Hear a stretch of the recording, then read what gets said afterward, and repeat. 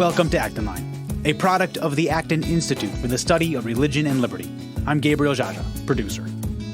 COVID-19 has impacted us in ways that will affect us for generations.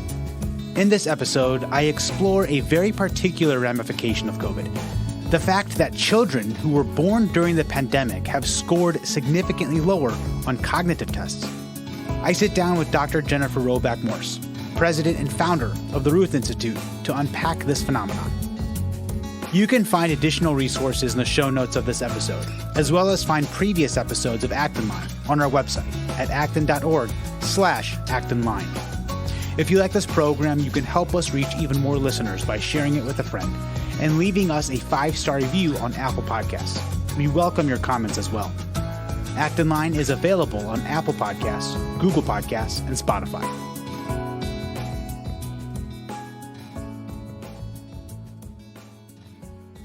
Joining me today is Dr. Jennifer Roback Morse. Dr. Morse is the founder of the Ruth Institute, a global nonprofit organization that defends the family at home and in the public square. She earned her Ph.D. at the University of Rochester and taught economics at Yale and George Mason universities. She was the affiliate scholar here at the Acton Institute. Actually, she has known Father Sirico and Chris Marin well before the founding of the Institute and has been involved since its inception. Doctor, it's a pleasure to have you here. I wanted to have this conversation with you about this new data that claims that babies born in 2020 and 2021 have a significantly lower IQ scores than babies born pre-COVID. Now, these studies have shown that these IQ tests and these IQ scores have dropped 22 points from the average pre-COVID IQ scores, and that number is staggering. And so I want to ask you, starting the conversation off, about stress, mental fatigue. So stress and fear of the unknown pertaining to COVID has had a serious impact on parents now a year and a half into our quote-unquote 2 weeks to flatten the curve, right? Also known as COVID lockdowns, restrictions, government abuse. Can you discuss how this stress negatively impacts children in their earlier years of development? Okay, so let's talk about this in a general way before we get to these specific studies. Okay, Gabriel, I mean, Sure. Because there have been a couple studies out there, which obviously are going to be preliminary, right? Because we just don't have enough time to look at the full impact on these kiddos. But in general, what we do know about child development is that the child's brain continues to develop after birth. So, if you think about how big the human brain is and how big a baby's skull is, it's not going to make it down the birth canal if the brain's fully developed before birth, right? So there's a whole significant process that takes place after birth. And the thing that takes place most immediately is the development of social skills, particularly the part of the brain that's called the limbic brain, which governs your ability to be in relationship with others, to interpret facial cues, to relate and connect to other people. Okay. And so that part of brain development, which is about the social part of the brain, takes place primarily in your mother's arms and in your interaction with your mommy. When typically mommies are holding the baby and they're rocking the baby and they're looking at the baby and looking at the baby in the face, looking in the eyes and everything.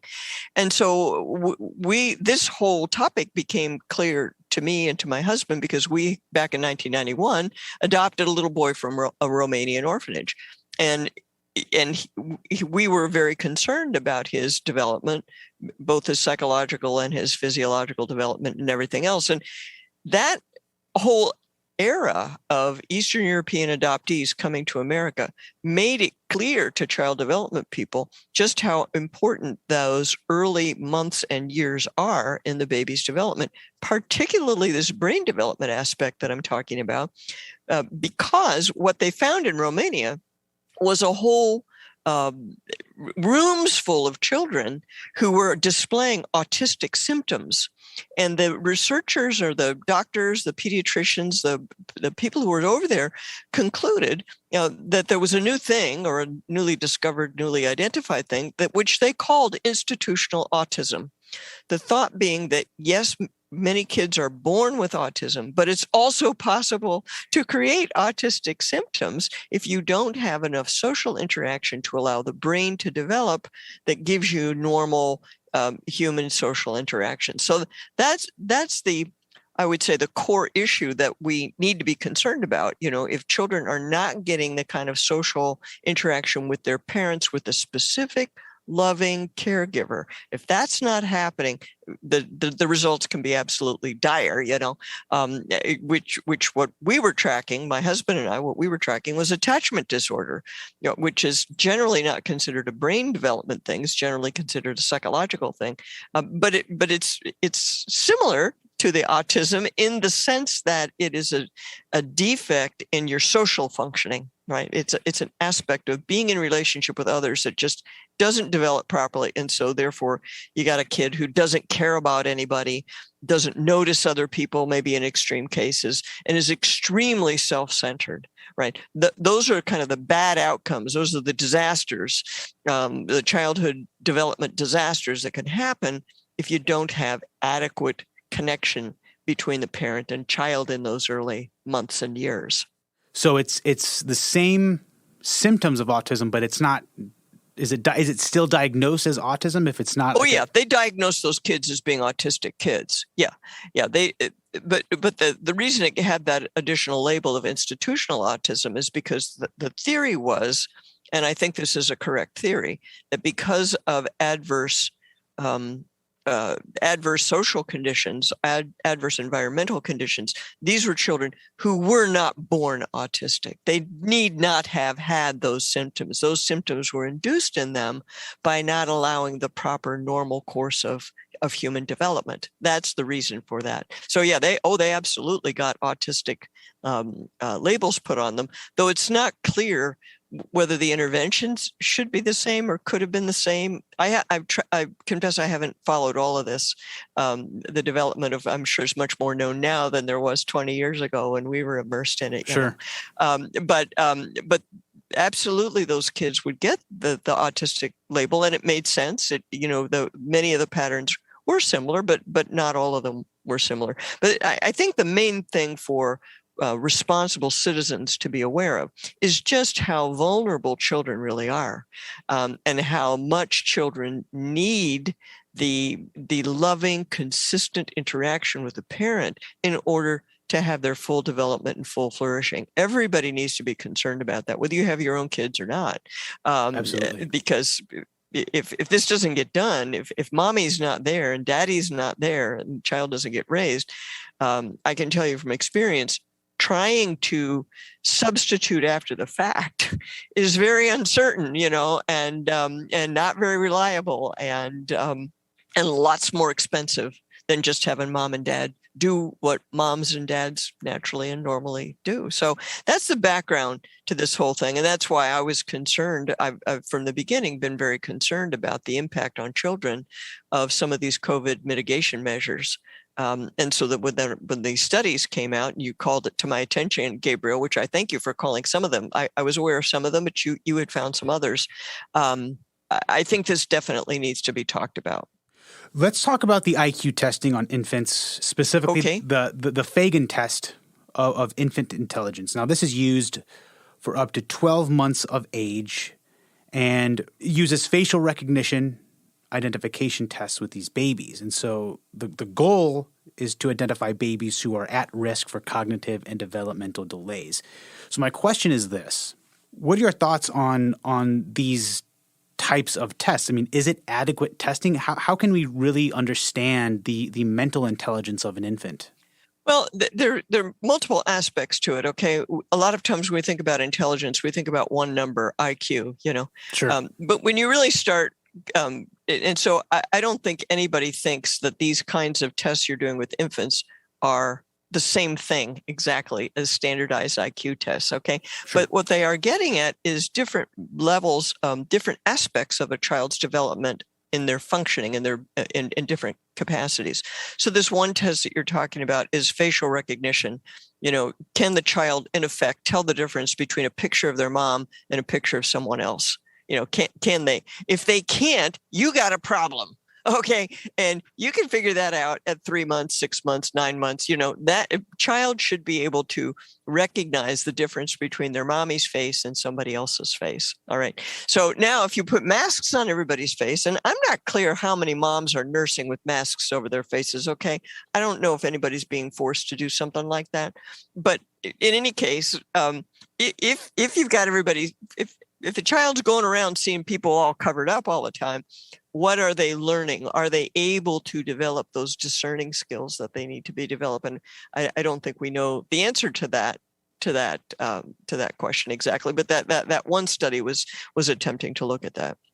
That's interesting that you brought up nursing. When my wife is nursing our daughter, her eyes are locked on my wife's face. No kidding. There's no distractions. It's incredible to see. Yes, a lot of your listeners are Catholic, so I want you to think about Hail, Holy Queen, Mother Mercy, thine eyes of mercy towards us. Okay, that prayer is calling attention to the eyes of a mother towards the child. All right, so this is this connection, the eye contact between a mommy and a baby, and the heart contact between the mommy and the baby. This is deep.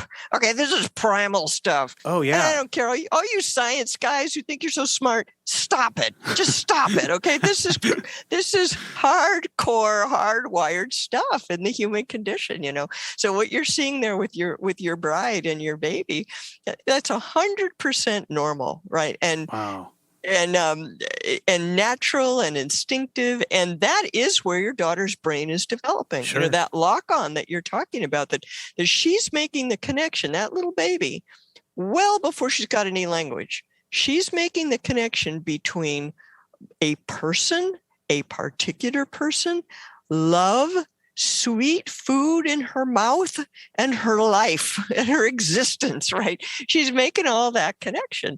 And that is part of what it means to be human, right? To be a social being, for us as humans to be social, to look at another person and think, this is a life-giving being. This person is not a threat to me. This is not a person going to kill me with their germs, right? So there's something very deep that goes on in that nursing moment. And we now know, which I did not know when I first wrote Love and Economics, we now know that the brain is developing. That is where that development of the limbic brain is taking place, right in that process, as part of it, part of the whole mysterious organic package. Sure. The brain is also developing, and the child is learning facial recognition skills and interpreting faces. Right? Is this an angry face? Is this a sad face? Is this a happy face? They're learning all of that stuff, and their brain is being wired, you could say. Wired isn't quite the right word, because there's a hard part and a soft part of development. And I'm sure if you got a neuroscience guy on here, they'd give you the right description of it. But you could think of it in that way. There's a kind of plastic part to it, and then there's a kind of hard part to it. Sure. And you have to develop the neural pathways in order for them to respond properly. And so those cues and those pathways are being laid down now while you're doing that nursing. And you put that mask on, and it completely disrupts the learning process. I mean, if I think about it from the perspective of my daughter, her identity is intimately connected to my wife's. That's right. And when you put that mask on, I can totally see the confusion that is happening in my daughter's mind. It's right. Actually, this leads me to my next question. So in light of COVID restrictions, mask mandates, social distancing, all that, I keep hearing on the mainstream media, kids are resilient, don't worry, just stick to the COVID protocol. Now, that does not sit well with me, and here's why. They can't even control their own emotions. The prefrontal cortex of the brain having to do with the reason isn't even fully developed until roughly the age of 25 years old. Now, in your book, Love and Economics, which, by the way, I cannot recommend enough, I'll have a link in the show notes for our listeners. You write in the book that kids are naturally helpless. They need love, they need attention, they need interaction, like you said earlier, nourishment. They need to be cleaned and fed and held. So, Dr. Morse, why do I keep hearing that kids are resilient if that just isn't the case at all? Well, Gabriel, when I wrote Love and Economics, it was published in 2001. Okay, so it's 20 years old. And when I wrote it, I was concerned with infant development and the basics of family development.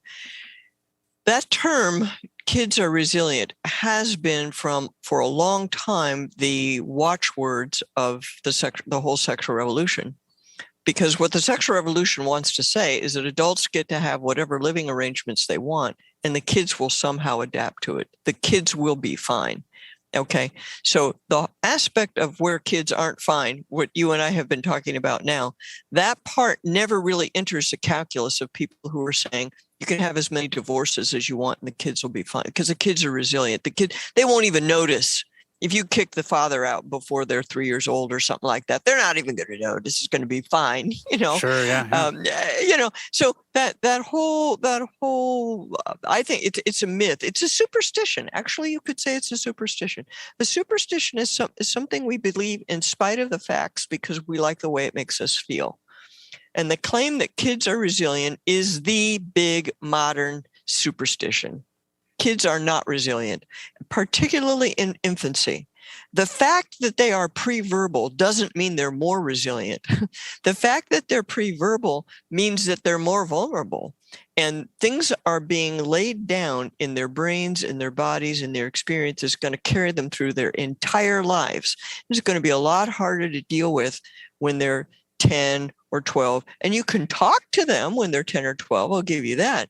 But you can't talk them out of the early childhood experience that they did or did not have, because what took place there was principally not verbal. I mean, what's going on between your wife and your daughter is not verbal. Agreed? Agreed that it's not, so it's not cognitive. It's not proper to call it cognitive or verbal, right? It's prior to all of that. So to say kids are resilient as a way of excusing ourselves from our responsibility to these helpless beings, that's a dodge. It's a dodge.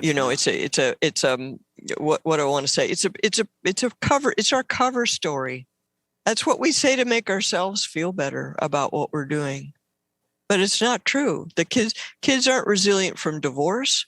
Kids aren't resilient to parent absence.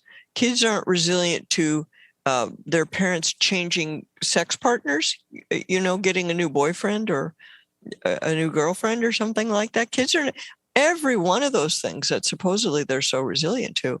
It has a lasting impact on them, every single one. And so this much earlier stuff that these studies have been calling attention to, or trying to get a handle on, that's even more profound, I think. And I think we should emphasize, Gabriel, that the studies, at least the studies I've seen, these people are being really cautious. They're not making sweeping conclusions and saying, oh, by golly, we know what's going on here.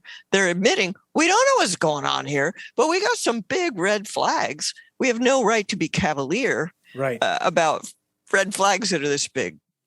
I'm a grown man, and I don't even think I'm resilient. Well, and that's one of the ironies of the whole thing is that adults are thought to be so vulnerable and perishable and not resilient, that our happiness depends on doing exactly what we want. And if we don't get exactly what we want, oh my gosh, we're not going to flourish. It's going to be awful for us. But the little kids, they're totally resilient. Nothing bothers them. They'll be completely fine. I'm like, come on, adults should be protecting children, not the other way around. Absolutely. So regarding the IQ drop in babies, there's this lead researcher, Sean Dione, who is a professor of pediatrics at Brown University. And he says this this brief quote regarding the 22-point drop. Yes. He says this: "It's not subtle by any stretch. You don't typically see things like that outside of major cognitive disorders. Parents are stressed and frazzled. That interaction the child would normally get has decreased substantially. The ability to course correct becomes smaller the older that child gets." I think that what he said was profound, especially when he says that the ability to course correct is that timeline is very finite. Right. He also compares this to studies that were done to orphans in Romania. And I know that you touched on this earlier. Can you discuss this in light of your own experiences? What did he exactly say about the Romanian kids? Yeah, in the BMJ article, and I'm going to add a link to the show notes, he was just comparing the development and cognitive decline to these children born in the COVID era to the children in Romania. And he is seeing that this connection is very close. Wow. Well, I think it is. We should say that the BMJ article that you're talking about, they're very cautious about drawing conclusions about exactly why we're seeing what we're seeing. They actually had a measure of parental stress, and so they measured mother's stress. And that turned out not to matter in their particular sample. Now, why is that? I don't know why that is exactly. One hypothesis is that the mothers who were willing to come to the clinic to get tested were probably the least stressed people out there. The people who were really scared or really freaked out or whatever might have been staying home and not coming in. But they don't really know. So we don't really know why these, in that particular study, they're not making strong causal claims. But as a pediatrician, he's looking at that and just, his mind's exploding, kind of like mine. That the possible links, there are just so many possible places that this thing can go south, because kids really are seriously needy. So yeah, if mom and dad are really highly stressed, they're not going to be as present to the child, even if everything else is normal. So even if they're at home and they're together and they're making eye contact and they're not wearing masks when they're nursing the baby or, whatever, but they're under a lot of other kinds of stress, it's conceivable that that's going to affect the child's development in different ways, And so that's what he's just trying to get a grip on understanding what he's actually uncovered there. But yeah, the declines are really significant. And I think that the most significant chart where you can really see it in that BMJ paper is figure 2, because I looked around, trying to find out where these numbers were. And on figure 2, they've got the early learning composite, the verbal development quotient, the nonverbal development quotient. And that nonverbal development quotient drops by about 25 points, and the verbal development quotient drops by, that's the one that's like 30 points. These tests are all standardized to have 100 be the norm, right? Yep. And so if the whole average is dropping like that, that's huge. That's huge. And we don't know whether that's temporary or permanent, or if it's permanent, in what way it's permanent. There's so much we don't know. So you adopted a child from Romania. Yes. How long ago was that? Yeah, we adopted him in 1991. The year that Acton was founded was the year that we became parents. It sticks in my memory very, very clearly, because Chris Maurer invited me to go to a conference in I want to say September or October of 1991, and I remember distinctly closing the office door and saying, I don't think I can come, because we're expecting a baby to arrive in a little while, a little boy to arrive in a little while, and I'm pregnant. So I don't think I can come to this conference, Chris. Right. So I remember this very clearly when it was, But anyway, what did you want to know about our experience? I wanted to ask about your parenting versus your parenting towards your biological daughter. Was it different? Did you notice a growth in intelligence? Did you notice that there was a decline in developmental behaviors in your son? I can say this without hesitation, Gabriel, that the fact that we had those two children and the difference between those two children, that is why there is a Ruth Institute today.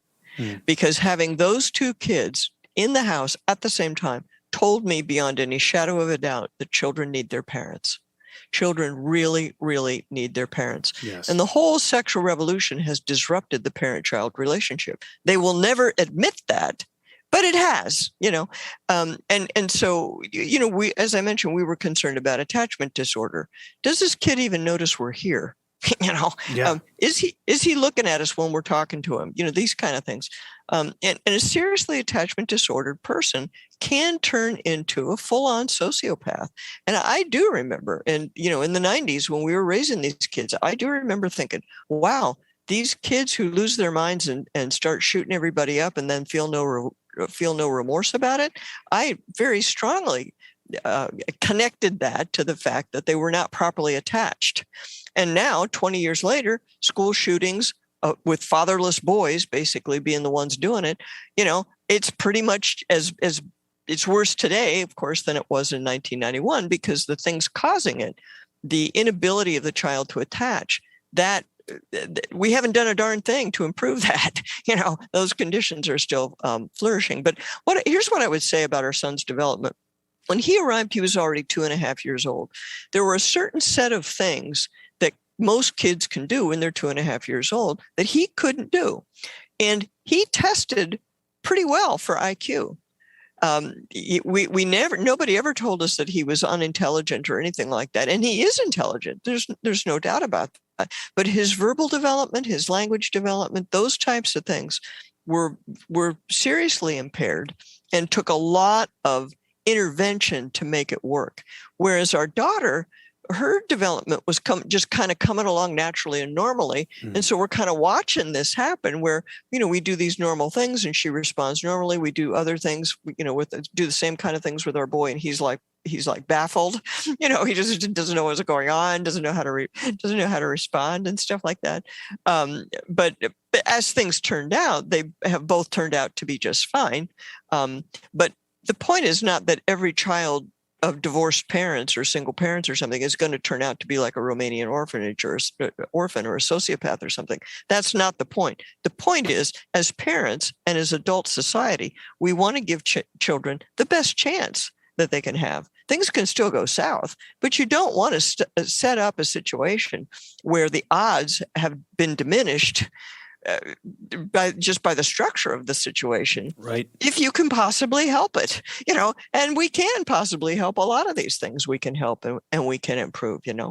I'll just give you one example of a social thing, a purely social thing. How old is your baby? Do you mind if I ask? Sure, she's 8 months. She's 8 months. Okay. Do you play peekaboo with her yet? Yes, all the time. Okay, all the time. Well, we had one of the, we were kind of surrounded by child development specialists and stuff who were coaching us, telling us what to do and stuff. And one of them told us that peekaboo is a significant developmental task in the following sense. You put you cover the baby's face and they're waiting to see what's going to happen. And they're surprised and they're happy. Why? Because they see your face, their face and, their little face and your face, they connect. And that's the game. That's it. That's the whole thing. And it takes a while for kids to be able to do that. So, sure enough, my husband's doing that with our daughter. And, she's tossing you put the little blankie over their face and she tosses it off and it's all fun. And we tried doing that with our son, who is by that time like 3 years old. And he was scared. When you put the cloth over his face, he was scared. We had to teach him that it was safe to play that game, see? Whereas normal babies aren't scared. Learning to do it is not overcoming fear isn't part of the task, right? Right. Right. So that's the kind of disruption and development that can take place if you are not having normal interpersonal social interactions. So I noticed in the BMJ article that families in low-income areas, especially the boys, have experienced a more significant drop in cognitive development. Yes. Can you comment on that? Well, yes. I noticed that too in this paper, that there were larger declines and more consistent, statistically significant declines in the cognitive development for the boys and for the poorer children, the low socioeconomic status. What I think we need to say about that is that is consistent in most of the areas that get studied of things that are risky for children, whether we're talking about divorce or, something like this, where there's, obviously an obvious physiological component to it. The boys are generally more vulnerable to any kind of stressors in the environment. Boys are more sensitive to stress in their mother. Okay, that's been proven, 30 years ago, people knew that. That when mom is depressed, it's more likely to have an impact on the little boy than on the little girl. So, so much for toxic masculinity or male dominance, right? I mean, really, the boys, generally speaking, are more vulnerable, and including in this study. I mean, really, in a child developmental sense, I saw one child development person say this, that boys are developmentally delayed compared to girls. Boys are developmentally delayed at birth, and they're scrambling to catch up, in a sense. Absolutely. Until they get to be like fourth grade or something like that. Not so much in the physicality stuff and the measures of physical abilities, but in the cognitive things like autism and birth defects, developmental delays, developmental disorders, and things like that. The boys are more vulnerable, and pretty much anyone you can think of. Right. Those things are more likely to happen to boys than to girls. I talk about that in my latest book, The Sexual State, because I have a whole thing in there on sex differences, What are some tips to protect our children's cognitive health, especially for parents who gave birth to children in the COVID era? Well, I think you need to keep looking at your baby. All right. And you need to make sure that they have opportunities to interact with people outside the family that are normal interactions as much as possible. The evidence is that children, and certainly infants, are not particularly vulnerable to COVID at all. And so in normal families, a lot of people can end up holding the baby. You pass the baby around to grandma and auntie, and if you can possibly do that, you should keep trying to do that. As much personal, physical, eye-to-eye, heart-to-heart interaction as you can, I would say, with the infants, especially with the infants. Why is a mother's engagement with her baby so important? But specifically the mother. Yes. So the mother is the child's first bond to the human race. Okay. And in our age of gender confusion and gender ideology and so on, people do not want to admit how deeply and profoundly our bodily differences really affect things, right? Absolutely. But in fact, the mother gives birth to the child. The mother has been the home to the child for the first 9 months of the child's life. The mother's absolutely unique. You don't want to erase the mother. You don't want to claim that anybody can do what mom does. We got to stop that. And dad can't do what mom does, right? Mm-hmm. So that mother-child bond is the child's link to the whole rest of the human race. So that's why you really want to protect that bond, and why we as mothers, we as women, need to take it seriously and need to honor ourselves and each other, that this job that we are doing is extremely important. It's not something for brainless idiots. Okay. I mean, that whole careerist feminist rhetoric has been so destructive in my opinion. You do not lose your mind when you become a mother. You find your heart when you become a mother, and your mind develops in different kinds of ways as a woman. You find parts of your personality that you didn't know were there. But from the child's perspective, this is your link to the rest of the human race, and it colors everything else that happens. That's why I think it's so important. And all the business that we talked about earlier in the show about the development of the brain and the connection between personal interactions and love and safety, all of that makes for a more fulfilled and optimistic kind of life for a human person. In your book, you wrote something interesting. You said that the mother takes care of the child, but who takes care of the mother? So from the perspective of a father, what can we do to create an environment that enhances that personal development and cognitive health for our child? Yes. I think if you look at the normal development of a child, there's also a normal development of the mother and father in their relationship to each other and to the child, right? Oh yeah. So in infancy, the child is completely dependent on the mother. Therefore, dad has to be the backstop. Dad has to make sure that mom is taken care of, that her needs are satisfied, and that she gets the rest that she needs, and that she's fed, and that she's not stressed, and those types of things. To try to do all the things that modern woman is expected to do. That it's ridiculous, really, honestly.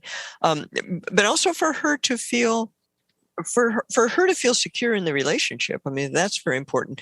A lot of times, a new baby is disruptive to the mother-child, to the father and mother relationship, to the spousal relationship, right? And sometimes the father will feel excluded because the mom and baby are so tight, and he's not part of it. But I think both mother and father need to attend to the spousal relationship. You don't want to let the spousal relationship go away, Absolutely. So you need to be, you as a father and as a husband, you need to be there, to love her, which means to seek her good and to do what she needs, and be patient with this period of time where it may not be clear to you that she still loves you, right? Because she's so focused on the baby, but be patient because that time will go away. And as the child gets older, the father's direct role in the child's life becomes more significant.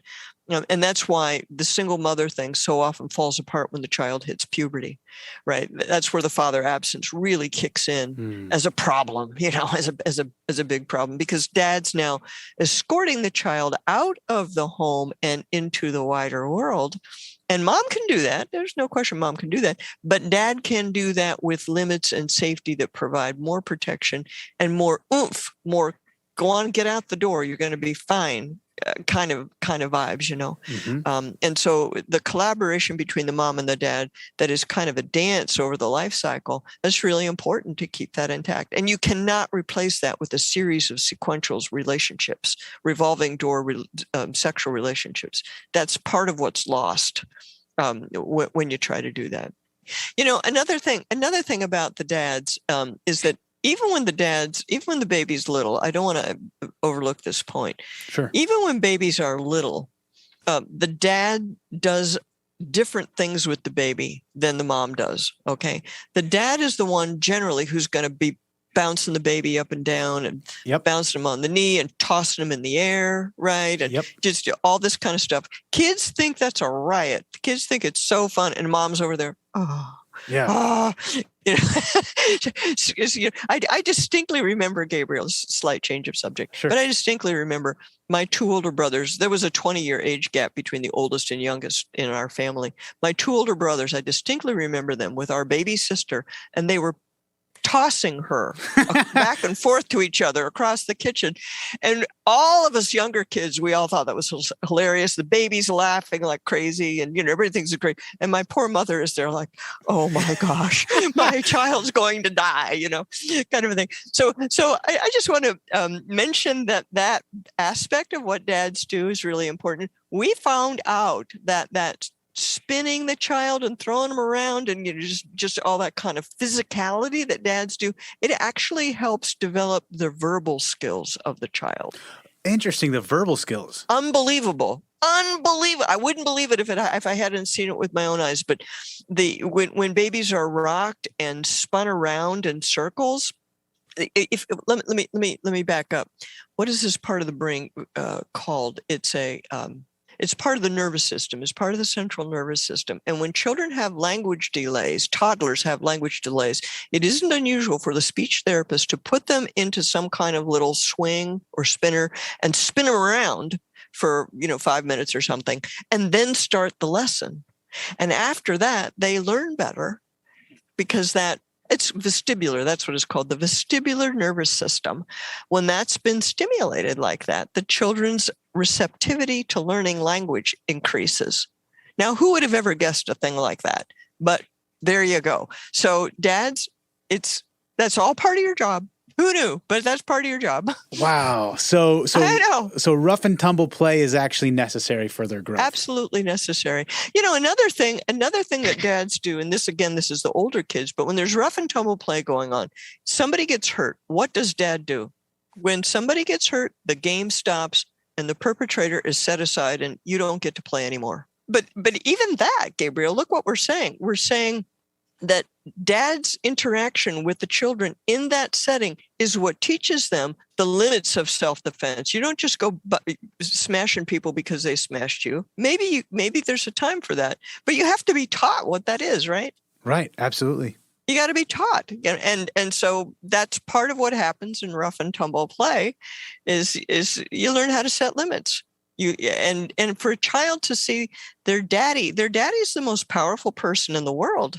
In their little world, right? Sure. Daddy's the biggest, strongest, most powerful guy ever, to them. Mm-hmm. And so to see dad manage his strength, to see dad manage his anger, to see dad channel his anger into some places and suppress it in other places, that's very valuable. That's, one of those non-cognitive, non-verbal things that you can't fully articulate everything that's going on. But if you don't witness that, if you're not a participant in it while it's going on, you're losing something very big. This is mind-blowing stuff. I didn't realize that, because here's the thing. I rough and tumble with my daughter all the time. I throw her in the air. She loves it. My wife gets nervous. It's hilarious. I didn't know that it's actually necessary for her cognitive growth. I mean, that is right. It's fun for me because I'm just having fun. I just want her to laugh, and it's great. But you see, that's to say that. Let me say this to all of our Acton followers here. Okay, all of us across the religious spectrum of people who follow Acton, I'm sure everybody agrees with this, that the human person was meant for love. Right. God created every single one of us as an act of love for us, and He wants us to love. That's who we are as persons. That's what it means to be a person. And the fact that you find it fun to do something that is beneficial to your daughter, that's hardwired into you. I wonder who hardwired that into you, Gabriel. Our creator created us in such a way that it would be pleasurable for us to give of ourselves in these ways. I think it's very beautiful. Atheism has nothing to offer that's anywhere comparable in power to that experience that you just described of playing with your little daughter on the bed. Evolution can't compete with that. The evolutionary mechanism, that's like child's play. Sure. That's like comparing a pile of Tinker toys to the Empire State Building or something. It's ridiculous. Dr. Morse is the founder of the Ruth Institute, a global nonprofit organization that defends the family at home and in the public square. Dr. Morse, thank you for joining me today. I'm very glad to do it. Anytime, Gabriel.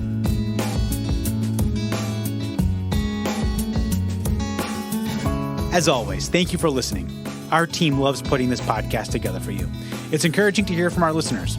Feedback is incredibly important to us because it lets us know what you'd like to hear more of, including the kinds of topics you're interested in most.